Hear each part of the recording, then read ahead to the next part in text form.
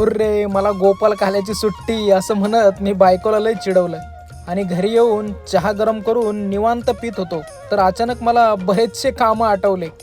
मग काय अंथरुणाच्या पटापट घड्या वगैरे घालून घराच्या कोपऱ्या कोपऱ्यात लपलेल्या कचऱ्याला शोधून काढलं. एकेकाळचा माझा फेवरेट टी शर्ट आज लादी पुसायच्या कामाला आला बरं का. आमची जिजी म्हणते मॉपपेक्षा हाताने लादी चांगली पुसून निघते आणि जिथं जिथं हात जात नाही तिथं कपड्याला काठी गुंडाळून पुसायचं. आणि उदाहरणार्थ हा व्हिडिओ तुमच्या पतिदेवाला दाखवू नका, नाहीतर मला लय शिव्या पडतील.